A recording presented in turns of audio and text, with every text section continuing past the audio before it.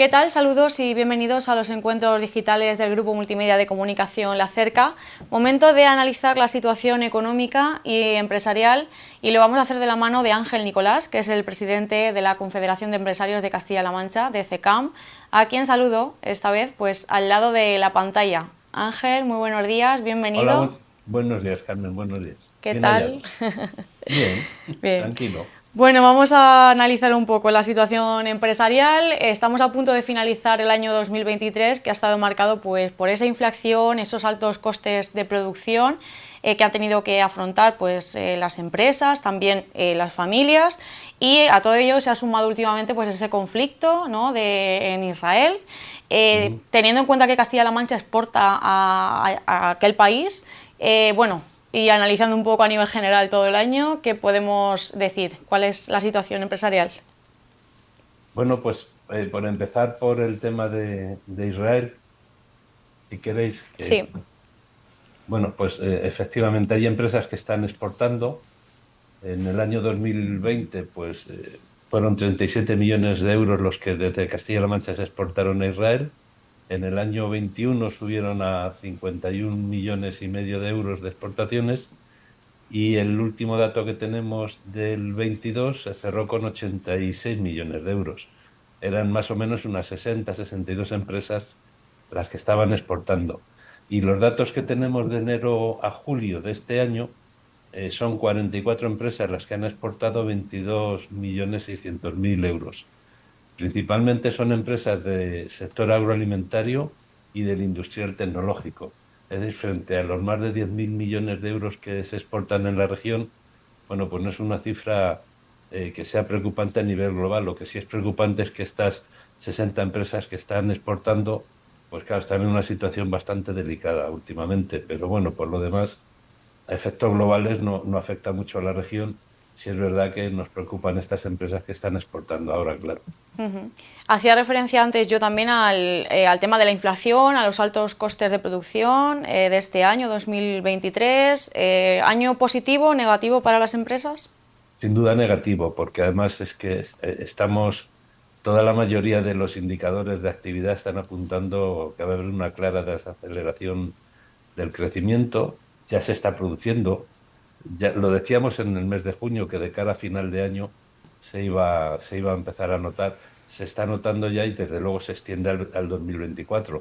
Esto es un problema que tiene este país endógeno, donde todo se ajusta menos quien tiene que ajustarse, que es los gastos del Estado, y al final, bueno, pues hay que recaudar para mantener una mastodóntica administración y todo sale siempre del mismo sitio, siempre. La IREF ya ha fijado el crecimiento del Producto Interior Bruto de Castilla-La Mancha, lo fijó en el 1,9%, si no recuerdo mal, para el 2023 y lo rebaja en 4 décimas para el 2024, que se quedaría en el 1,5%. Pero vamos, esto no es porque sea Castilla-La Mancha, esto es porque las políticas que se están empleando para reducir la inflación, etcétera, etcétera, no están dando ningún resultado. Las pymes, que ya lo venimos denunciando también, tienen un menor dinamismo económico marcado por esta inflación persistente que tenemos, los mayores costes, tanto financieros como laborales, y unos costes que en 2 años han aumentado más de un 19%. Y no todas las pymes están repercutiendo a su precio final, es decir, que lo están asumiendo como un gasto sin recuperarlo en las ventas. Con lo cual la situación es la que es, la que todos conocemos, ¿no? Ahora pasaremos a valorar lo que ocurre a nivel nacional, pero en el marco de Castilla-La Mancha, bueno, tenemos ese gobierno de García Paje, otra vez con mayoría absoluta. ¿Se nota aquí en la región ese clima de estabilidad, confianza del que siempre se habla? Se nota y se nota mucho, ¿eh? En las reuniones que tenemos a nivel nacional, en la COE, bueno, yo vicepresido la Confederación CEPIME y estoy en el comité de la COE, se nota, es decir, que es una región que está destacando desde hace ya unos años por no solo el diálogo social, que es muy fluido, sino, bueno, es que se han puesto herramientas para que esto sea así. Es decir, que aquí tenemos pues el Consejo de Relaciones Laborales, que está funcionando de maravilla, y luego tenemos, bueno, pues un permanente encuentro, porque el gobierno lo favorece. Si el gobierno no favorece el diálogo social, en los agentes sociales lo podemos hacer, pero con muchas más dificultades, que es lo que está ocurriendo a nivel nacional. Nos están asaltando y por la puerta de atrás el diálogo social, nos están quitando espacio para el diálogo cuando nos imponen una serie de medidas directamente sin preguntar desde el Ejecutivo. Aquí no ocurre ese, aquí todo se consensúa desde el primer momento, todo se habla y tenemos todos muy claro una cosa, ¿no? Que tenemos que hacer lo mejor para que la región vaya bien, sea una región apetecible para las empresas de fuera que vengan a invertir, pero sobre todo también para las que estamos aquí, que podamos tener, bueno, pues una línea coherente con lo que supone el mundo de la empresa y la recaudación para el gobierno regional. Y todo eso tiene que ir de la mano de los trabajadores, de las empresas, consensuado, haciendo planes, haciendo acuerdos. Y bueno, yo creo que a nivel nacional la situación es envidiable. Allí se comenta, en la propia CEO se dice, joder, la suerte que tenéis allí. Digo, claro, no, la suerte que tenemos porque el gobierno es proactivo en el diálogo social y porque estamos por la labor, tanto sindicatos como empresarios, de sentarnos en mesas y discutir lo que tengamos que discutir, pero en una mesa, no en la calle. Ángel, ¿cómo se encuentra la situación con los sindicatos, en este caso UGT, Comisiones Obreras? Hace unos meses veíamos un poco de rifirrafe Sí, entre, sobre bueno, todo con Comisiones Obreras. sí, a ver, también es normal. Quiero decir, que es que somos muy distintos. Nuestros principios, incluso ideológicos, son distintos. Como es lógico, la empresa está para lo que está, el trabajador está para lo que está, y desde luego sin trabajadores no hay empresas, y eso lo tenemos muy claro, y tenemos que trabajar juntos. Pero claro, a ver, vamos a ver, por plantarlo en el ámbito ideológico, pues yo estoy discutiendo con una persona que se siente comunista y yo no me siento comunista. Con lo cual, ahí puede haber todas las fricciones del mundo. ¿Qué ocurre? Que de vez en cuando salta una chispa. Pero esa chispa, ¿cuánto tarda en apagarse? ¿3 días? ¿5 días? ¿4 días? Porque fue lo que tardamos en llamarnos Paco de la Rosa y yo por teléfono y aclarar la situación en 3 minutos. Y decir, vamos a bajar el sufle. Esto no puede seguir así. Porque tampoco fue un enfrentamiento tan directo entre los regionales, fue más bien a través de una provincia, de unas declaraciones que, bueno, muy poco afortunadas, que resulta que al que insultaron como fascista por decir lo que dijo, le ha venido a dar la razón la ministra Calviño. Es decir, que hay que incentivar para que la gente no solamente cobre el desempleo, sino que hay que incentivar para que busque un trabajo. Y eso no es malo, en ningún caso. Y ese fue el origen de la chispa, pero bueno, es que no tardamos nada en resolverlo, absolutamente nada. Comisiones Obreras, bueno, y también UGT siguen pidiendo abordar ese acuerdo de negociación colectiva en diferentes sectores aquí en Castilla-La Mancha. Dicen que ese quinto acuerdo que se incumple a nivel regional. ¿Qué Bueno, queda por abordar y bueno, cómo se va a intentar pues abordar esto? aquí podemos volver a discutir, pero vamos a ver, por la negociación colectiva, ¿no? Eh, Siempre lo hemos valorado muy positivamente. Pero es que, vamos a ver, hay que centrarse. Es verdad que hay algunos convenios que están bastante complicados, pero también es verdad que son unos convenios específicos y siempre, casi siempre los mismos, ¿no? El de logística se acaba de cerrar, pero ha habido un problema porque ha intervenido una patrona, o sea, una sectorial nacional en una negociación provincial. Y a partir de ella los intereses no son los mismos. Pero para hacernos una idea de cómo va evolucionando la negociación colectiva este año en nuestra región, se han firmado ya el 70% de los convenios que correspondía negociar este año. El buen funcionamiento de las mesas en todas las provincias, bueno, ha fluido con absoluta normalidad como en años anteriores. A este objetivo ha contribuido enormemente lo que os decía antes, el Consejo de Relaciones Laborales de Castilla-La Mancha. Ayer justo en Cuenca se celebró la jornada anual del Consejo. Yo no pude asistir porque estaba en otro sitio, pero bueno, ahí se plasma, ¿no? Es decir, que es mentira que no estemos acudiendo o que no se estén firmando. El ritmo de firma de convenios es el normal, el que corresponde a esta región. Que hay algunos, como pueda ser el campo en Ciudad Real, que no se acaba de matizar, o el de logística que tardó en firmarlo, o alguno de limpieza, pero son cuestiones muy puntuales, además en alguna provincia puntual, pero lo que es el clima en cuanto a la negociación colectiva, tener ya el 70% de los convenios firmados, me parece que es un buen paso el que llevamos. A nivel de la administración regional, se refería a el continuo contacto directo que mantienen con el gobierno de Emiliano García Paje. Las principales reivindicaciones del tejido empresarial para la administración regional, ¿cuáles serían? Bueno, hay una este año lo vimos en la presentación de los presupuestos, cuando tuvimos la reunión con el consejero de Hacienda y Administraciones Públicas. Bueno, pues esa contención del tributo fiscal a empresas. Eso está contenido desde hace ya 3 ejercicios, y lo que siempre les hemos pedido es hacer presupuestos realistas de acuerdo no a posibles ingresos ficticios, sino a lo que realmente sabemos lo que hay. Este año nos ha parecido, y lo hemos dicho sin ningún tipo de decir, no tenemos complejos en decir, cuando algo creemos que se ha hecho bien desde nuestro punto de vista, que es el empresarial, puede no estar de acuerdo con otras percepciones de otros grupos políticos de la región, pero si a nosotros nos parece que se ha hecho bien, lo defendemos y lo decimos sin ningún tipo de complejo. Y no se trata de ser pelotas, porque no lo somos.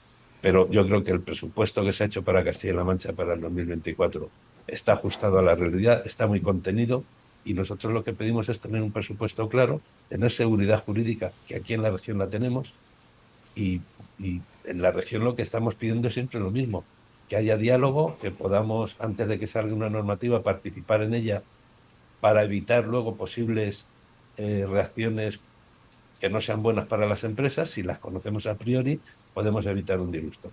Y en eso estamos, y eso lo estamos haciendo sin ningún tipo de problema.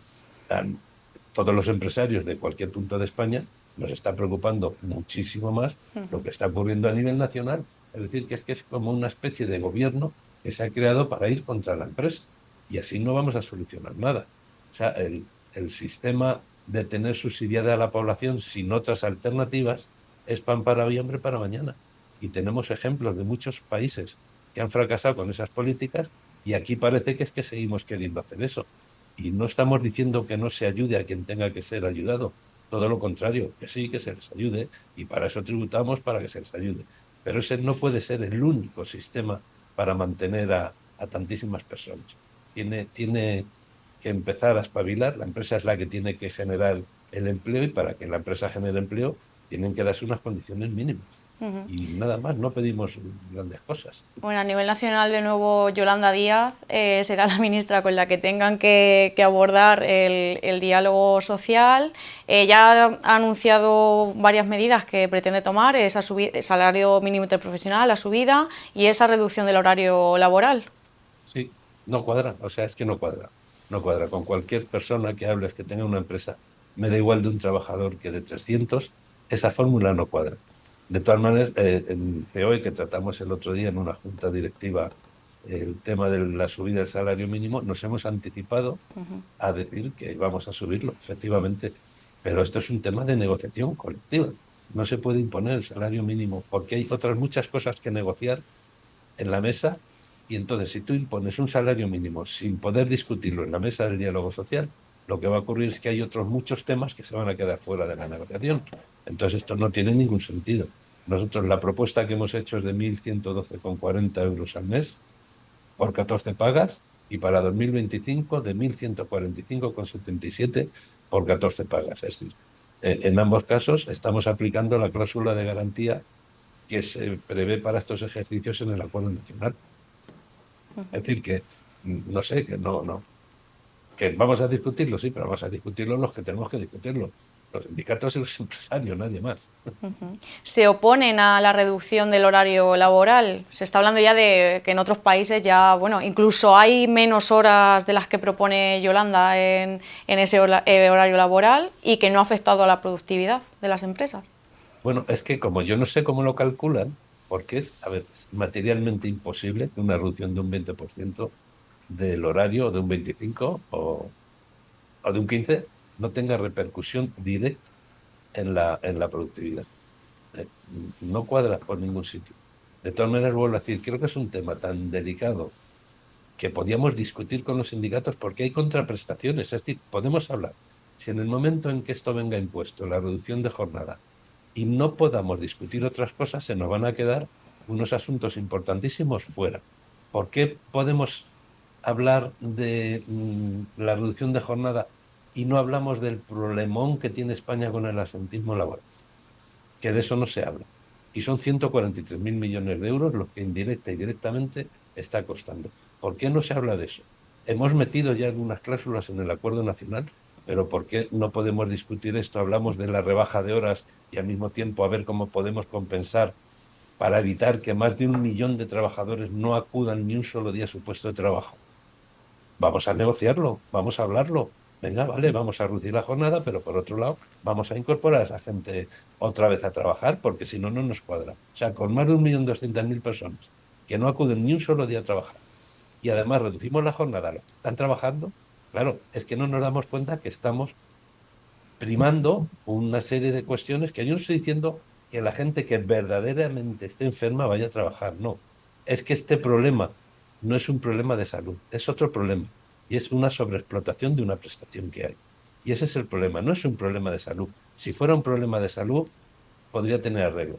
No es un problema de salud. Y yo lo que estoy diciendo es que, vale, vamos a hablar de rebaja de horario, bien, vamos a compensar con otros asuntos que tenemos por ahí sin resolver desde hace años.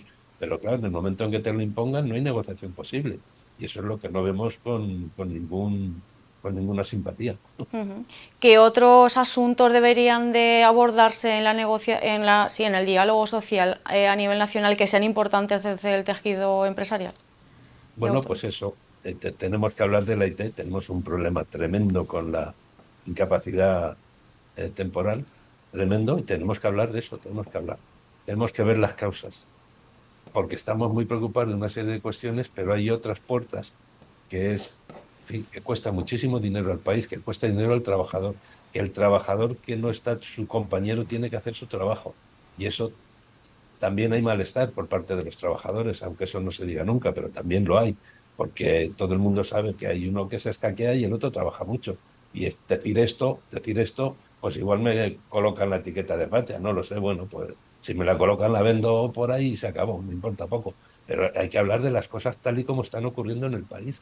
Y no todo es tan bonito como lo quieren pintar desde el gobierno nacional, y a lo mejor no es tan feo como lo queremos pintar nosotros, pero en medio seguro que está la solución. Y no sé, ¿qué podemos pedir al gobierno central? Pues, por ejemplo, que necesitamos saber qué pasa con la ejecución de los fondos europeos, que según datos de la Intervención General de la Administración del Estado, en España, de los 51.098 millones presupuestados para 21 y 22, se han ejecutado solamente 39.000, un 77%. Es decir, que según la misma Intervención General de la Administración del Estado, para el primer trimestre del 2023 se han reconocido obligaciones por importe de 5.656, un 15,8% del total presupuestado. Es decir, no, ¿qué pasa con esto? Esto era la salvación del país cuando empezamos a hablar de estos fondos, de los Next Generation, los fondos de resiliencia. ¿Y qué pasa con estos fondos? Nadie sabe dónde están. A las pymes no llegan y las pymes los necesitan. En Castilla-La Mancha se presentaron unos 400 proyectos, ¿no? En Castilla-La Mancha presentamos más de 400 proyectos, sí, que se llamaban manifestaciones de interés, en una oficina que se habilitó a través de la vicepresidencia, y se nos animó a que presentáramos. Es decir, se hicieron jornadas por toda la región para invitar a los empresarios de Castilla-La Mancha a presentar pues, sus proyectos. De repente el gobierno central decide que eso no se va a hacer en las autonomías, sino que se va a gestionar todo desde la central, con lo cual desde esta oficina se envían todos esos proyectos a los distintos ministerios según fuera el tipo de proyecto. Y no hemos vuelto a saber nada, nada de nada, nada. Ahora vienen otros 900 millones de euros, que ya lo anunció el consejero de Hacienda, y resulta que es que le han quitado la capacidad de obrar al gobierno regional y lo van a hacer a través de los bancos. Es que no sé, no sé, es que no sé qué queremos, de verdad, no sé qué queremos. O sea, tenemos un gobierno regional que funciona, que ha demostrado a lo largo de su historia, le guste o no le guste a quien sea, que ha sabido gestionar muy bien los fondos europeos. Y en Europa se nos ha puesto muchas veces como ejemplo de lo bien que hemos gestionado fondos europeos en Castilla-La Mancha. Y ahora no pueden, vienen 900 millones de euros y lo van a dar a través de los bancos. Bueno, es que es incomprensible, pero bueno. No sé, nos venden un país de hadas mágicas que yo no lo veo por ningún sitio. Preocupados, imagino, también desde el tejido empresarial por esa ley de amnistía que se pueda dar Pues hombre, en las negociaciones. sobre todo porque no solo por la ley de amnistía, sino todo lo que hay detrás de ese acuerdo que nos pone en situaciones distintas. Por ejemplo, si esto da para 3 horas de conversación. Voy a poner un ejemplo muy tonto. O sea, en ese acuerdo creo que va que representantes de ciertas comunidades autónomas puedan ir a representar a España en organismos internacionales. A ver, y yo me pregunto, ¿de verdad un catalán separatista se va a preocupar de lo que pasa en Cuenca o en Ciudad Real o en Guadalajara? ¿O se va a preocupar de verdad, va a ir allí a defender nuestros intereses de Castilla-La Mancha? Venga, por favor. O sea, ahí tiene que ir quien tiene que ir, un representante de la nación, no de una comunidad autónoma. Que luego, oye, cada comunidad tiene sus temas y tiene sus mesas para ir a reclamar y pedir y tal. Me parece estupendo. Pero es que se rompe la igualdad. O sea, es que yo ahora no me siento igual. Yo voy a estar más perjudicado que un catalán. ¿Y por qué tengo yo que estar más perjudicado que un catalán? ¿Por qué se le condona la deuda una parte o se le hace una quita de la deuda del Fondo de Liquidez Autonómica a Cataluña y no a Castilla-La Mancha? Es que somos más tontos, más feos, más bajitos. Claro, es que esto, hombre, vamos a ver, que no se trata de incendiar el país, que no es eso. Se trata simplemente de actuar con un poquito de rigor, mantener la igualdad entre todos los españoles. No puede ser que tenga unos privilegios un señor porque vive en Tarragona y no los tenga el que está viviendo en Toledo. No puede ser, no puede ser. Ya, y eso es lo que de verdad nos da inseguridad jurídica, nos hace sentirnos inferiores. Eso es lo que verdaderamente nos preocupa. Hombre, y el tema de la amnistía, por supuesto, hay que echarle de comer aparte, porque a ver si ahora también hay muchos empresarios por un delito que no han cometido, que lo ha cometido otro por él, que están en prisión. Vamos a amnistiarles también, claro. O sea, si la amnistía es olvidar, vamos a olvidar, ¿no? Pero es que encima no piden perdón, dicen que lo van a volver a hacer y aun y todo se les va a dar una amnistía. Es que es incomprensible. ¿Cómo no vamos a estar enfadados los españoles? Pero bueno, y luego eso, no voy a hacer un muro. Yo no sé en qué parte del muro nos hemos quedado los empresarios, pero estamos intuyendo que tal y como van las relaciones, nos hemos quedado en la parte de fuera. Pues lo dijo claramente. O sea, que un presidente del gobierno, por primera vez en la historia democrática de este país, dice que va a levantar un muro. Oye, no, tú eres presidente de todos. Eres presidente de todos. Vivan en Cuenca o vivan en Tarragona. Eres presidente de todos. ¿Y vas a levantar un muro? Claro, ¿qué sospechamos los empresarios? Que estamos al otro lado del muro, efectivamente. Y Des- entonces eso, claro, nos quita mucho poder de negociación, nos quita capacidad de obrar, en fin, no sé, no sé. Desde el punto de vista de la financiación autonómica, esas negociaciones que se pueden llevar a cabo con Cataluña también imagino que preocupan. Preocupan mucho, claro, y yo supongo, y ya lo ha dicho el presidente, que en fin, bueno, que si hay condonación y quita, hay condonación y quita, para todos. Aquí yo creo que está estimando unos 5.000 millones de euros. Oye, pues nos vendrían muy bien a la región, ¿eh? Nos vendrían muy bien. Sí. Ángel, tenemos un escenario complicado. No sé si podemos Sí. hablar de previsiones sociales, económicas para el año que viene, 2024. Pues o cambia o vamos a tener un problema. Tenemos un problema básicamente porque hay gente que está arbitrando el partido y está jugando la pelota. Y eso no puede ser. O sea, eso es complicado, muy complicado de gestionar. Y el empresario, y sobre todo el dinero es muy miedoso, pero el dinero es miedoso no en manos del empresario, en tus manos también. O sea, tú tienes tu dinero, tú quieres cuidar tu dinero. Y si además lo has invertido y no sé, has montado un bar o una peluquería, quieres que tu negocio vaya bien. Y para eso lo menos que quieres son interferencias de nadie que te dejen trabajar y que no te quiten más de lo que corresponda. Pero la permanente subida de impuestos, la permanente subida de cotizaciones sociales. ¿A cambio de qué? A cambio de además reducir las horas de trabajo. O sea, es que no tenemos buenas perspectivas para el año que viene, ni mucho menos, yo no puedo mentir. Y así lo estamos viendo a nivel nacional. Que vamos a pelear porque las cosas salgan bien, por supuesto. Que vamos a estar apoyando y ayudando en lo que podamos, por supuesto que sí. Pero no vemos buenas perspectivas porque, así como en Castilla-La Mancha, sí que aprecias claramente que hay un cariño hacia el mundo de la empresa y se le procura cuidar, aunque tengamos nuestras cosas, que también las tenemos, como es normal. Pero ves que generalmente, bueno, pues se le trata bien al empresario, ¿no? Estás viendo que en el gobierno de la nación al empresario no se le trata bien. Al revés, se les insulta, se les menosprecia. Bueno, o sea, el otro día oí de una nueva ministra, y me imagino que el tuit sería ya de hace tiempo, porque si no era para que la cesaran hoy mismo. El problema del paro es de los empresarios. Si acabamos con los empresarios, acabamos con el paro. Ole sus narices. Ole sus narices. O sea, y esta es parte del gobierno. Pues claro, nos ven con una simpatía que, claro, la persona que quizás nos trata con más, o lo menos con más equilibrio, es la ministra de Economía, que al menos entiende de economía y sabe de qué va el mundo de la empresa, pero el resto somos como enemigos para ellos, somos como los enemigos, los apestosos, los que socavís el medio ambiente, los que maltratéis a los trabajadores. No, que eso hace mucho tiempo que no es así, que estamos todos en tratar de mantener una economía sostenible, que nuestros trabajadores trabajen felices, hacer planes de conciliación, de igualdad, etcétera, etcétera, etcétera. Que estamos en eso.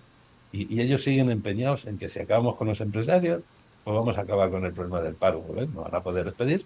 Pues nada, todos contratar como el Estado.